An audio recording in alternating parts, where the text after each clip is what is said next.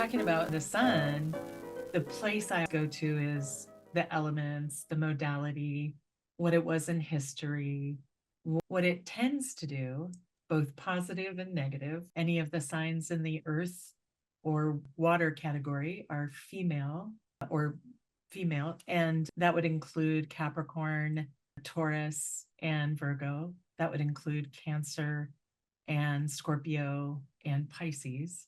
And the rest of the signs are assumed to be male. I'd start there. The modality would describe, is it the type of energy that goes forward and begins things?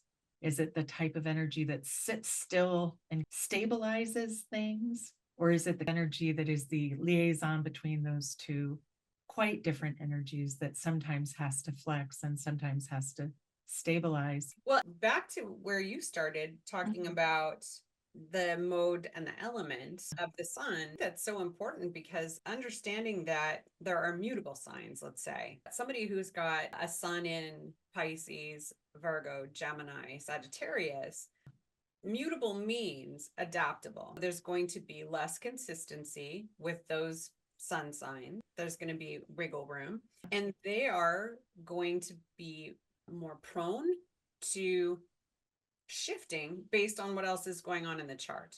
And then you think Pisces is the most mutable sign. So depending on what else is going on in the chart, I think Pisces also another sign that has been hard to nail down, and the description, sun sign descriptions haven't done it justice, I don't think.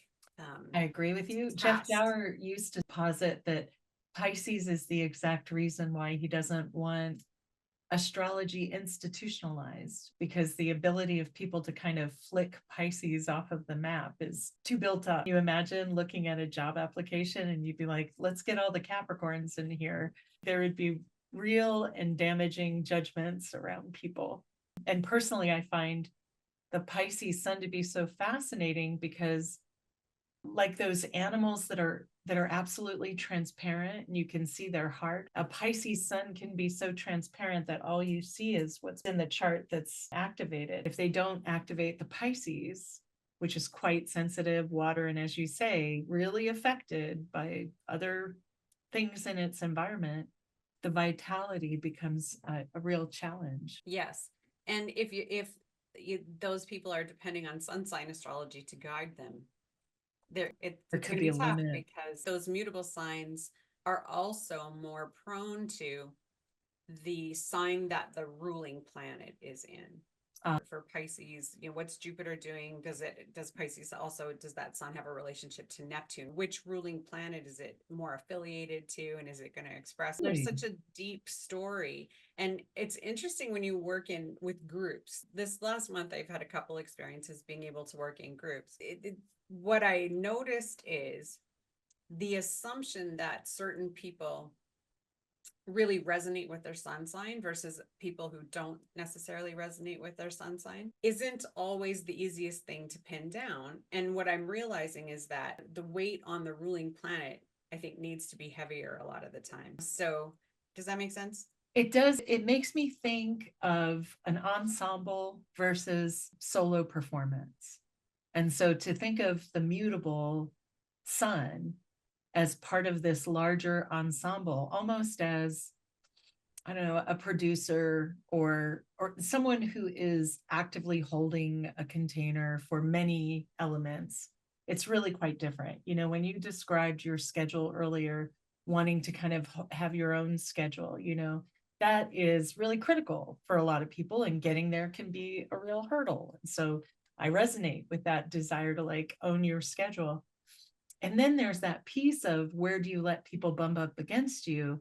And I think because mutable is the adjusting modality, that is, of course, you're going to be experiencing people bumping up against you. So you'll want a system for working with these different energies in a way that perhaps cardinal and fixed don't have to accommodate.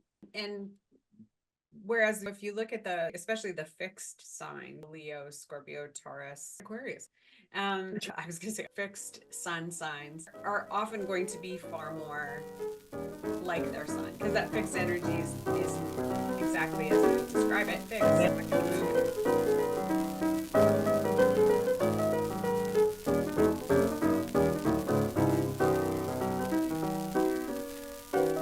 So Cancer, unfortunately named.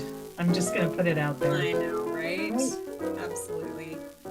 Absolutely. Cancer suns are always really interesting to me because out of all of the dichotomies of the outward facing planet versus the inward facing sign, Yeah. that is the strongest dichotomy to me. Right. You know, Yeah. and even when we think about the yin or the yang, the male, the female, whatever bipolar, thing that you're trying to define with, the sun and the moon are opposite. The moon rules Right. Cancer, the sun Right. rules Leo. So those are really two opposites trying to fit into one package. Wild. And a Cancer sun, when we're talking about rulerships and things like that, because it's now ruled by the moon sign is going to tell much more of the story about that sun sign than in any other situation, right? Oh my goodness. Yeah. Yeah. Yes. But you're never, when we talk about Scorpio keeping secrets, I don't think you ever get to see a Cancer sun in all of its glory either, because of that, trying to protect itself. It's so interesting because I would say Cancer is outward, even though it's a water sign, because it's the cardinal modality. And I have been surprised by the businesses that I've seen Cancer suns start. I think you're right that there's a personal and public persona that's, obviously the common ideas are like a crab in its shell, some kind of defense that's formed. And so there's a comfort level on the outside, and then the inside's private. I think that's really true. But because of that outward piece, I think you've said this before about my Cancer moon, and it resonates with me. They want to help other people. They're related to other people in a way that isn't um, isn't the way that a Libra wants to connect with other people, or an Aquarius or a Scorpio. It is the maternal, literally the maternal water of life, kind of, pinch hitting makes them feel better, bringing groceries to someone, or being there when someone needs them, that kind of thing. But to your point, yeah, the Cancer sun folks I know, first of all, we haven't talked about the difficulty of raising a male with a female oriented sign, and especially the water signs, I think, are quite challenging. So that Cancer sun, which I relate to like feeding people, tending to people, doing stuff for them, doesn't really get highlighted for young men, even if they express it, Um, and that creates a difficulty, because if that's part of your journey, then you're being deprived of that. But conversely, the females I know, or the women I know who have the Cancer sun and say a different, Aquarius moon or a Virgo moon, that work that they do is so profound. It becomes almost like this, they definitely link arms with their moon, and it is more of a, oh gosh, I'm thinking of those Transformers, right? Like you have a character that turns into a bus. There's almost like this superpower that you don't expect that comes from the Cancer sun folks. So yeah, it's an interesting thing. So cardinal water, moody is often ascribed. I would say that's just emotional hygiene on the face of it. Sure, you're going to see them taking care of their emotions, kind of thing. Caring for other people. I have come from the place of feeling like as a Cancer moon person, and I know this is not the sun, but I think that we can extrapolate a little. I used to want to live underground with like a decoy forest built on top, and have since come to learn that the Cancer components of my own chart work best when there's a very flexible security that's light and portable, and that requires absolutely different structures. And then when we talk about structures, as opposed to Capricorn trying to build in this outside world, Cancer has gotten all the news on the inside and what we need to do to make ourselves comfortable on the inside. And so the structures are built internally. But those are the reflections that come top of mind for me. It's Cancer, when we talk about where it is for people, because I mean the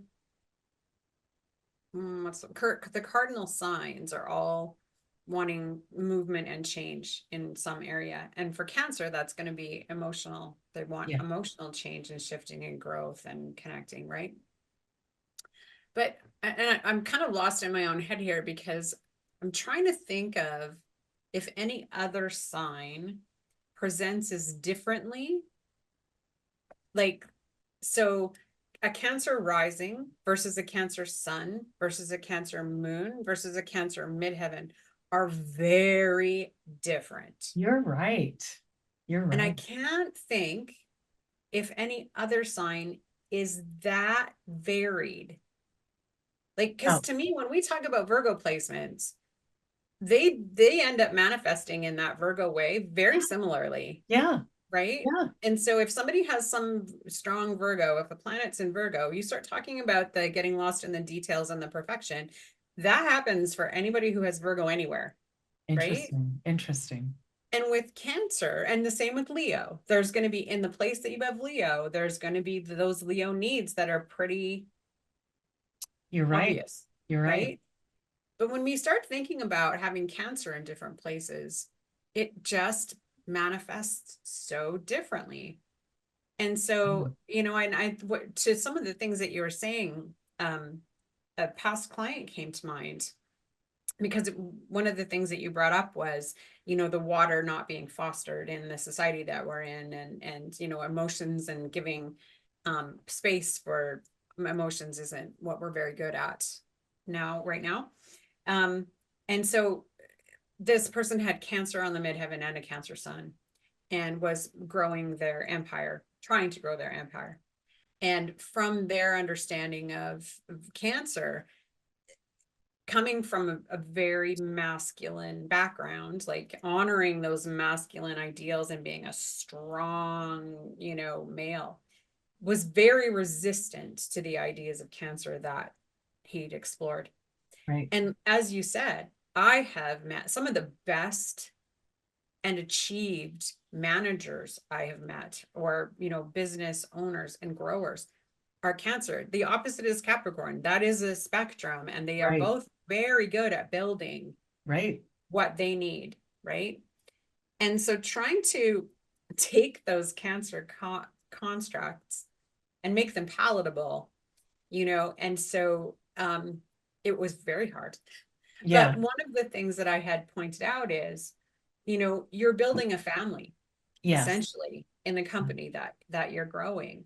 Yeah. And if you approach it that way, and that you're creating something that's going to take care of people, you're going to take care of your people, you're going, you know, go from that angle, and then it can grow. But, you know, you have to be able to accept that in yourself. Yeah. And so I think that I always have a real soft spot for Cancer when I think about having to be at the whims of the moon's movement, because it moves so fast and it changes so quickly.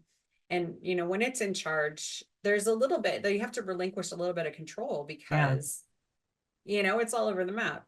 Yeah. And so I find Cancer's really, now Cancer's on my 5th house, the house of pleasure. Fun. And so I almost always have a strong affinity to Cancers right away. Right? Like, it's just like, your sun is sitting in my house of pleasure. I like you. That might change, but the initial feeling is there's always an affinity to that.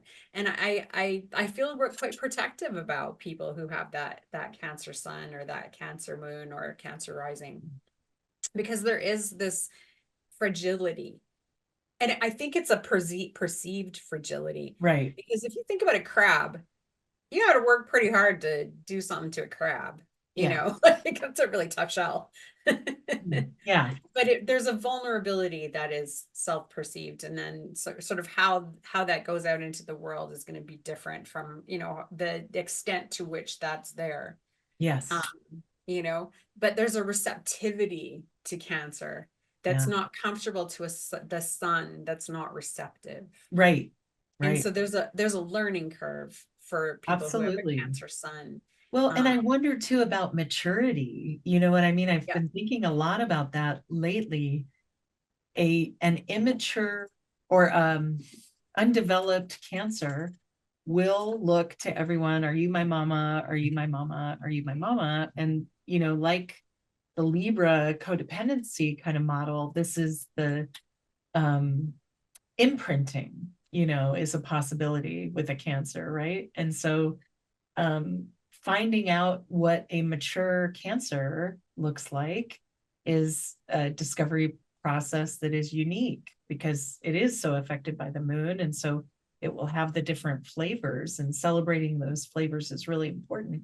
But understanding that range from little tiny needy infant to wise old person, senior, exalted station is available in all parts, I would say, for a Cancer, that they're compassionate to all parts when they're dealt with correctly. And I wouldn't say that a Cancer can suck all the air out of a room. I would say they can flood a room with their feelings, and that can be a little overwhelming.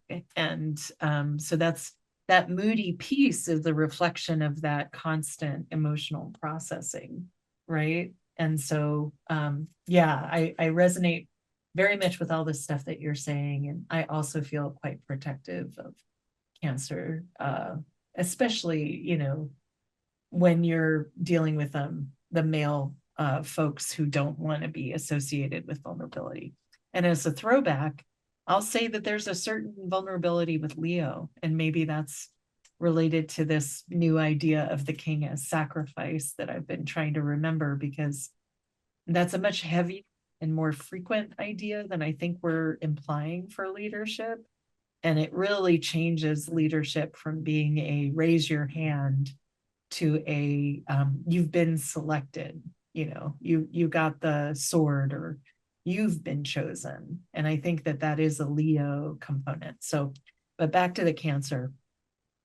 um yeah, I I was just feel going to that. add to that. There's with both of those signs, Yeah. because the sun and the moon are unique in that they each Yeah. only get to rule one sign. And Yes. so and they're the two things that we can see all the time, unless, something weird Absolutely. happens. Yeah. And so there's an importance to Yes. those two planets, and therefore those two signs. Yeah. And so there's almost a burden Yeah. to, how much they're in charge of, or they're responsible for, Right. or Right. they're Or their life presiding path will over.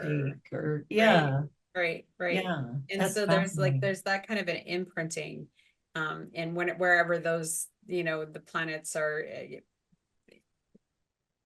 involved in those signs. But when we're talking about the sun being the center of it, then there becomes sort of a self a, maybe taking on too much for that burden, even if it's not Sure. like a conscious, right, Sure. a conscious choice. Yeah. um yeah, and again, it, to follow it through history. I mean, if we could find a time where all those moon values were valued, Yeah. what happens then to people who are having that Cancer influence, right? Right. And do they get to feel like the Leo people then? Right. I don't know, Yeah. Yeah. the weird things that play off in my head Yeah. that might I need to would be imagine edited they out. feel different, right? Because the sun and the moon are so different. I like that. I'll be chewing on that for a bit. Yeah.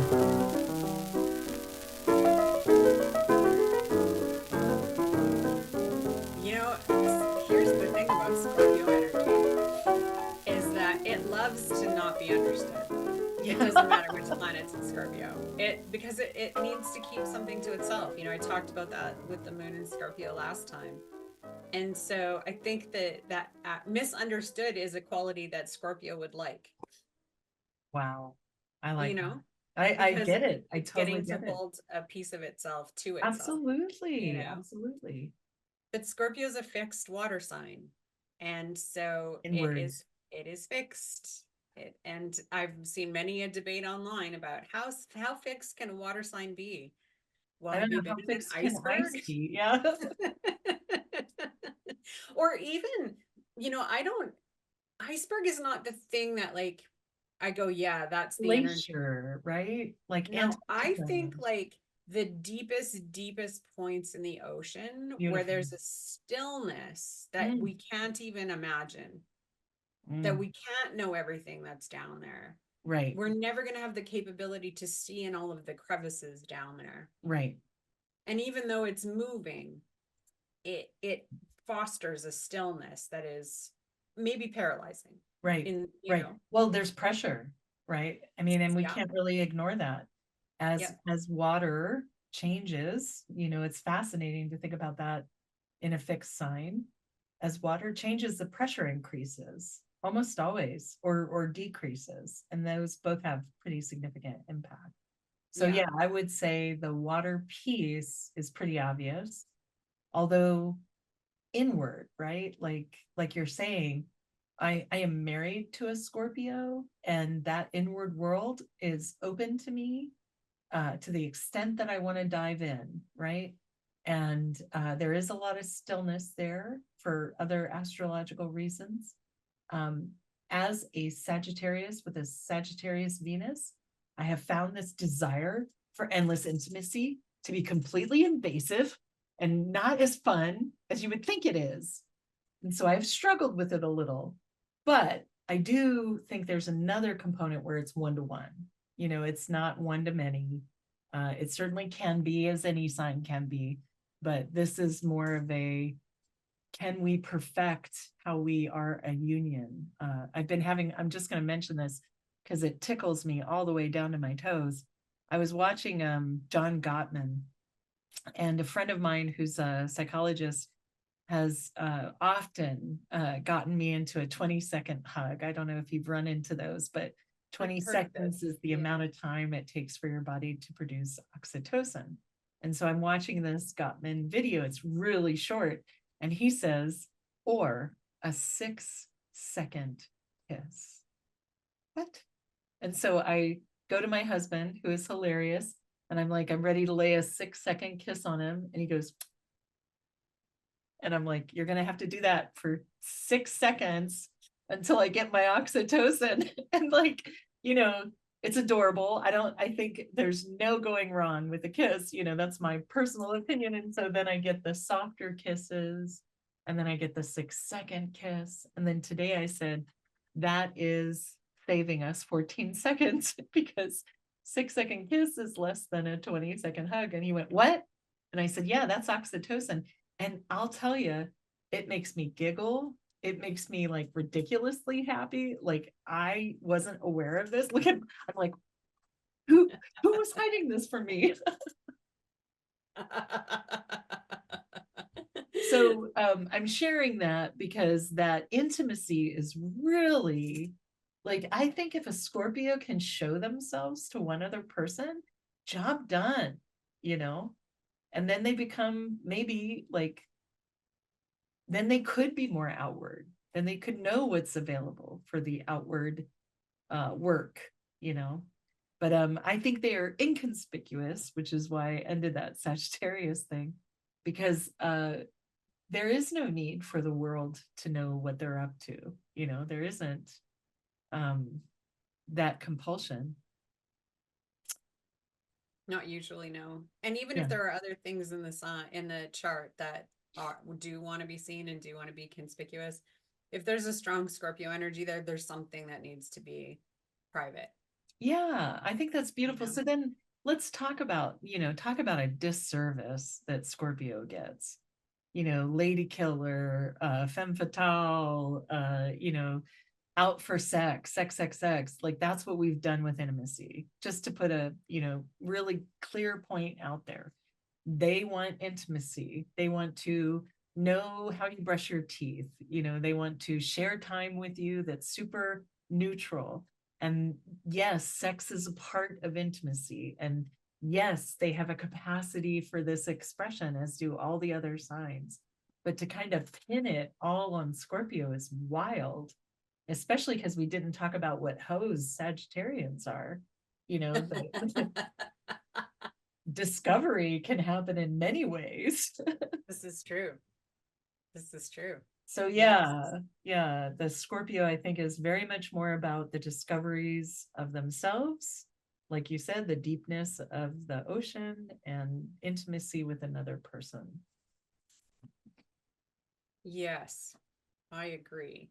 And it's so if we're talking about rulership, so Scorpio is traditionally ruled by Mars, Mhm. and in modern terms, Pluto. Right. And neither one of those planets gets a rave review on positivity and friendliness. Can be The compatible, Yelp review combative. is not Yeah. containing any of those words Well, for you know, sure. and it shares that Mars ruler with Aries, and we're going to get there, but you know, yeah, the Aries is more directly combative. I think the Joseph Campbell, the Path of the Hero, right, Oh, is kind of more what the Scorpio would engage with. Um, Not necessarily battle for battle's sake, but battle to find out who they are, a little more of who they are. Or I'm not going to say battle for battle's sake. Aries needs challenges and needs to be courageous. And so that Mars is expressing himself very outward. And so with Scorpio being inward, there's a different function. You can't kill off parts of yourself. Just look at the world. We've tried it. And to say it outright, it's quite difficult for signs that are based on emotional depth to be accepted for that in our current society, because there's very little emotional depth work that's valued. right. Well, and the difference between that Mars energy and Aries is it wants to conquest, it wants to fight, it wants to change. Yeah. Whereas Mars Scorpio energy is I want to keep, I want to protect. Right. So it's very different, right? Yeah. It's a really different energy. And I find that Scorpio suns can be self-protective, Right. right? And that's when they can become combative, is if they feel that being threatened. Yes. Yeah. And otherwise likely aren't going to go pick a fight for no reason, Right. know. And again, So if we're that's talking about like boundaries or how they're experienced, Sagittarius maybe iffy on boundaries. maybe. Scorpio, probably there's cameras on them and they have a system of recording all of the transgressions. And while they themselves may be transgressive in their pursuit for intimacy, they certainly do not appreciate that transgressiveness returned to them. No, thank you. Right. Yeah. So a good example of that Scorpio energy is in the CIA was created by very strong Scorpio energy. I think you're talking about J. Edgar Hoover, but the first one was Hillens Cotter. He led the new agency. When do they get to Hoover? I think Hoover is the best one to talk about. Yeah, I actually only know this because he has Pallas in Scorpio. Oh wow. And when I do talk about Pallas and being, Yeah. driven to do things, so he has Saturn, Uranus, Pallas, and Scorpio, with Scorpio on the midheaven and the 11th house. Wow. And so I talk about, the 11th house being about groups and organizations, Right. and, creating something to literally spy on people Wow. and have control over, which is Yeah. very much why it was created. Wow. And so, to control people's secrets. Yeah. And so that is, when we talk about now the sun in Scorpio, it's more about keeping your own secrets. Right. So I'm going to say he has a sun in Capricorn, Edgar Hoover, conjunct his ascendant. Oof. And so, yeah, anyways, so that is not a sun in Scorpio, but just that, that the secrecy and the protection and the, there can be a desire, I guess, I'm not sure what the word is, but knowing other people's stuff can make Right. a Scorpio energy feel safe. There's a Right. safety in that, And it can be used for control. I think it's worth it to put that out there. Yes. Yeah. As the negative component.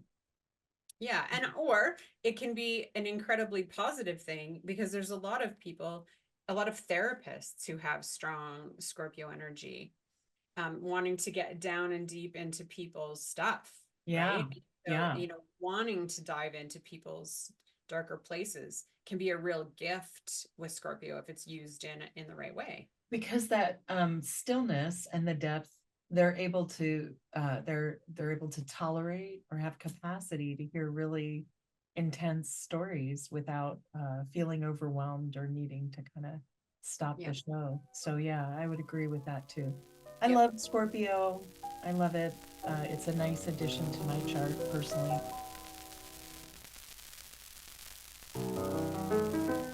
So we start with the Pisces sun, and I think this is quite lovely. I've often heard it say that it is the collective unconscious, that Pisces represents.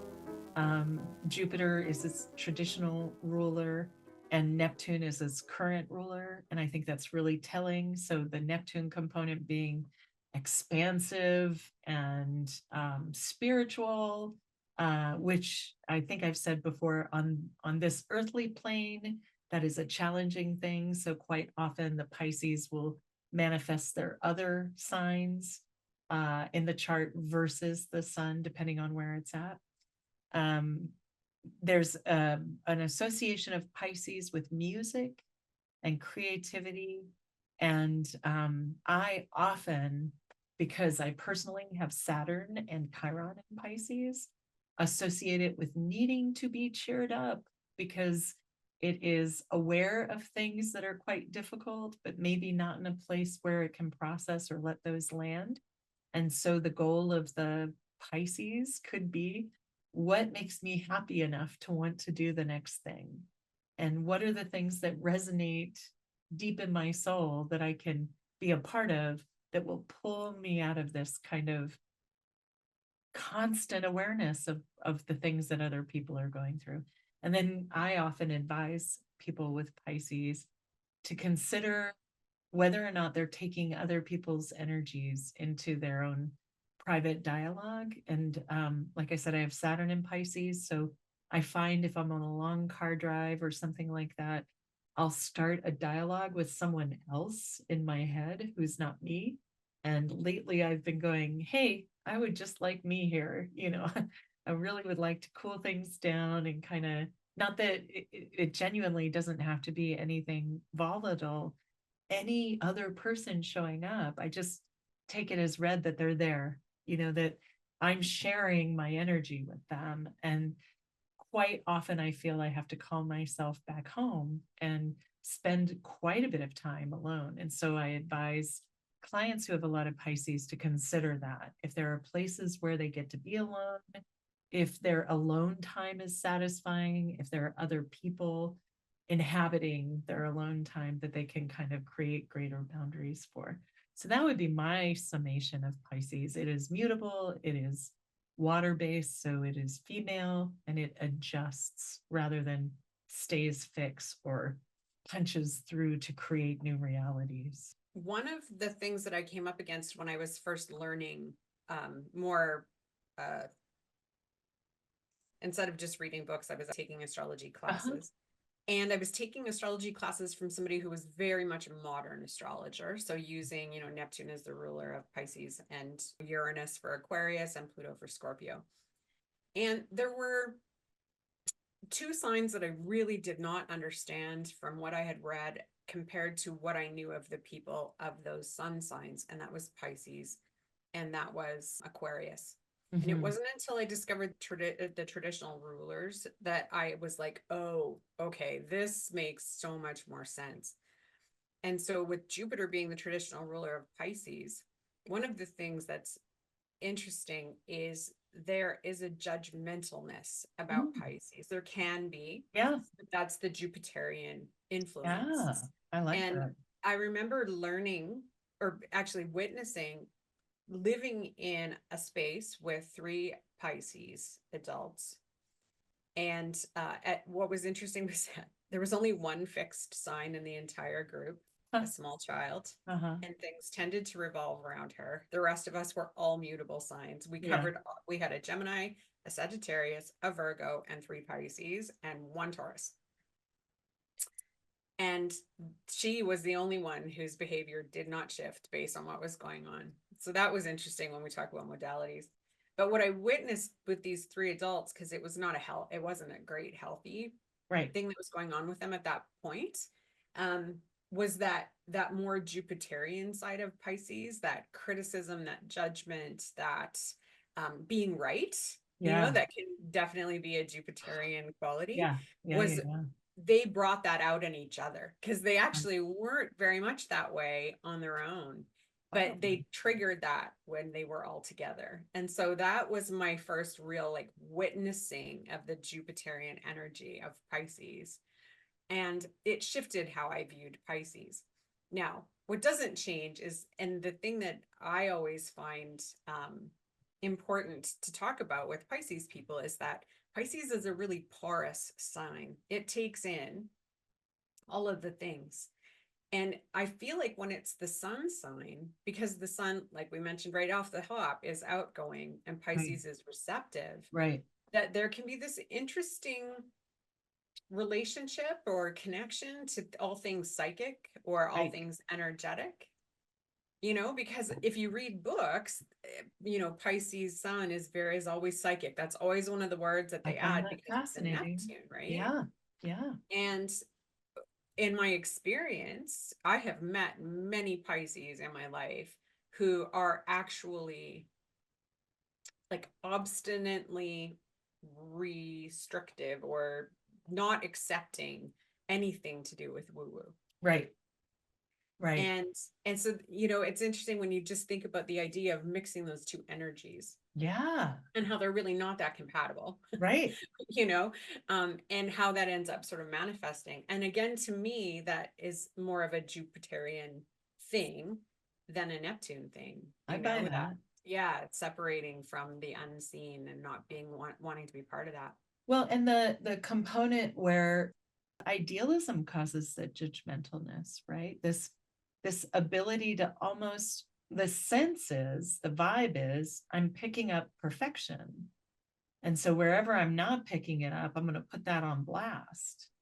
And the reality is that's not what's happening.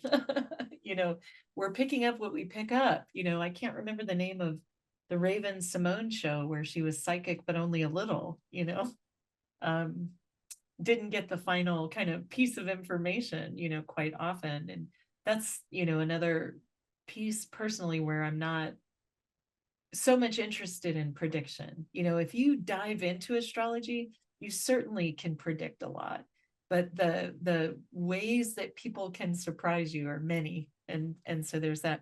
I don't want to miss mentioning Sam Reynolds' place for Pisces in the astrological mafia. And that's a YouTube video that I really have enjoyed. So Sam Reynolds is another great astrologer.